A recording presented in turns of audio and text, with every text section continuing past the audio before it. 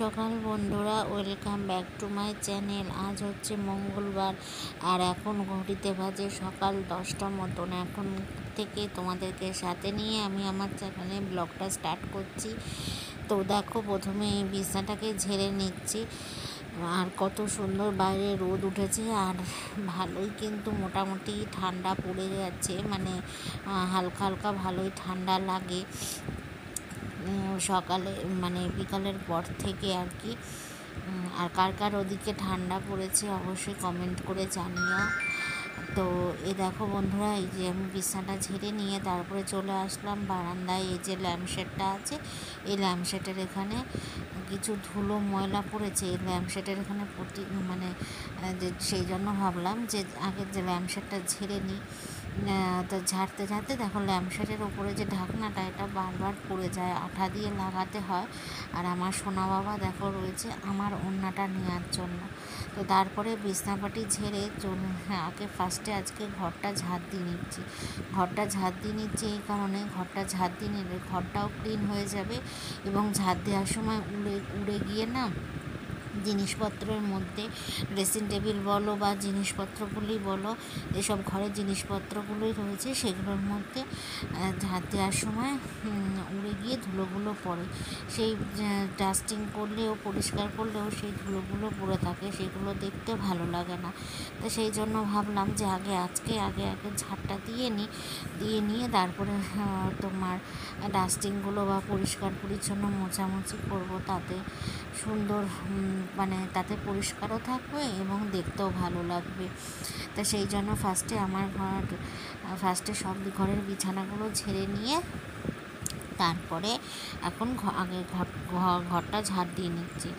আর আমার চ্যানেলে যদি নতুন বন্ধু হয়ে থাকো, চ্যানেলটিকে সাবস্ক্রাইব করার অনুরোধ রইল এবং পাশের বেল আইকনটিকে ক্লিক করে দিও, যাতে সবার আগে নোটিফিকেশন তোমাদের কাছে পৌঁছায় এবং যাতে আমার চ্যানেলের ভিডিওগুলো দেখতে পাও।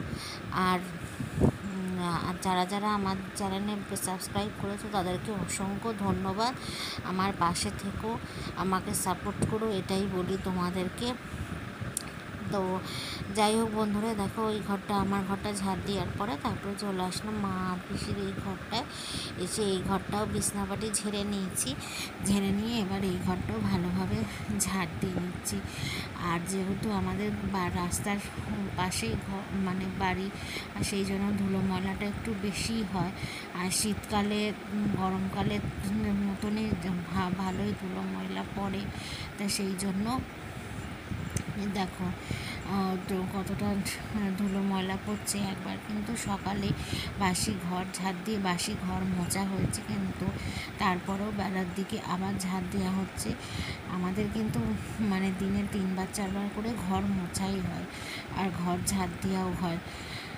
যাই হোক, তারপরে আর বাড়িঘর যেমনই হোক, ভাঙাচোরা হোক আর যাই হোক না কেন, তাকে যদি সুন্দরভাবে সাজিয়ে গুছিয়ে রাখা যায়, তাতেই কিন্তু বাড়িঘরগুলো দেখতে সুন্দর লাগে। আর এই যে বন্ধুরা, তারপরে ঘরগুলো ঝাড় দিয়ে চলে আসলাম বারান্দায়। আর এই যে বারান্দায় এবার ঝাড় দিয়ে নিচ্ছি। কতটা ধুলো বেরিয়েছে দেখতেই পাচ্ছ বন্ধুরা। আর আমাদের দেখো, যেহেতু শীতকাল প্রায় চলেই এসছে, সেই জন্য বারান্দার সামনে কত সুন্দর রোদ এসছে। আর এই জায়গাটা না অনেকক্ষণ পর্যন্ত, মানে প্রায় সন্ধ্যা 8টা 8:30 অবধি, মানে যেহেতু রোদের তাপটা অনেকক্ষণ পড়ে, তাই 8টা 8:30 অবধি ভালো গরম থাকে ওই চাতালের ওই জায়গাটা। যে আসে সেই বলে ওই জায়গাটা পা দিলে বেশ আরাম লাগে। তা যাই হোক বন্ধুরা, তারপরে আমি এখানে ঝাড় দিয়ে চলে আসলাম ঘরে এই জিনিসগুলো মোছামুছি করতে। তা ফার্স্টে আজকে চেয়ার থেকে মোছা শুরু করছি। চেয়ার আর যে কোনো ঘরের নতুন জিনিস যদি মুছে না রাখা হয়, নতুন হোক আর পুরাতন হোক, জিনিসগুলো যদি মুছে না রাখা হয় তাতে ধুলো ময়লা পড়ে, আর ধুলো ময়লা পড়লে দেখতে ভালো লাগে না। তাছাড়া ফার্স্টে সেই জন্য ভাবলাম আগে চেয়ারটা মুছে নিই, তারপরে ড্রেসিং টেবিলগুলো আর বাদ বাকি জিনিসগুলো মুছবো। তো সেই জন্য আমি আমার ঘরের চেয়ারটা মুছে নিচ্ছি। আর এই চেয়ারের খাপগুলোর মধ্যে মানে একটু একটু করে কাপড়টা ঢুকিয়ে আর কি মুছে নিচ্ছি, যাতে এই ভিতরের খাপগুলোর মধ্যে ধুলো ময়লা না থাকে। তো দেখো, এদিকে চেয়ারটা মোছা হয়ে গেল, মুছে নিয়ে তারপরে যে এখানে যে একটা তাক মতন রেখেছিলাম সেই তাকটাকেও ঝেড়ে নিচ্ছি। সেটা আর ক্যামেরায় আসেনি, দেখানো হয়নি। মানে তাকটাকে ঝেড়ে নিয়ে তারপরে হচ্ছে চলে যাব হচ্ছে ড্রেসিং টেবিলের সামনে। ড্রেসিং টেবিলের এখানে চলে আসলাম, এসে ড্রেসিং টেবিলের এখানে এইগুলোকেও ড্রেসিং টেবিলের কাচের আয়নাটা সেটাও মুছে নিলাম। মুছে নিয়ে এইগুলো ছেড়ে নিচ্ছি। আর আজকে কিন্তু বেশি বড় ব্লগ করিনি বন্ধুরা, ছোট করেই ব্লগ তোমাদের সাথে শেয়ার করছি, যতটা পাচ্ছি মানে ছোট করে ব্লগ শেয়ার করছি। তোমাদের একটাই রিকোয়েস্ট করছি বন্ধুরা, আমার ভিডিও ব্লগগুলো কেমন লাগছে বন্ধুরা অবশ্যই লাইক কমেন্ট করে জানিও। আর আমার চ্যানেলে নতুন বন্ধু হয়ে থাকলে চ্যানেলটিকে সাবস্ক্রাইব করার অনুরোধ রইল এবং পাশের বেল আইকনটিকে ক্লিক করে দিও, যাতে সবার আগে নোটিফিকেশান তোমাদের কাছে পৌঁছায়। তো যাই হোক দেখো, তারপরে আয়নার কাজটাকে মুছে নিয়ে এই ড্রেসিং টেবিলের এগুলোকে ঝেড়ে নিচ্ছি। আর এই ঝাড়ুনিটা দিয়ে ঝাড়তেও সুবিধা হয়, ধুলো ময়লা থাকলে সেগুলো মানে ঝাড়া হয়ে যায় ভালোভাবে।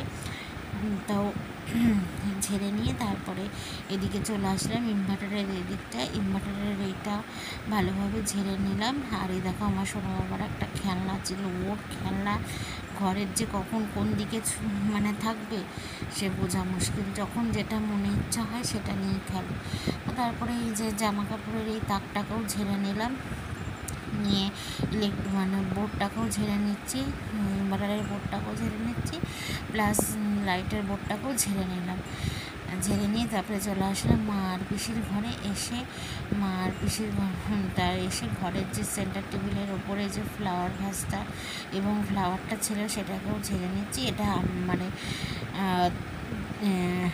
কী বলবো, এই ফ্লাওয়ারগুলো তো রোজ রোজ ধোয়া যায় না, আর এই ফ্লাওয়ারগুলো তোলা থাকে যে কোনো মানে অনুষ্ঠান তিথি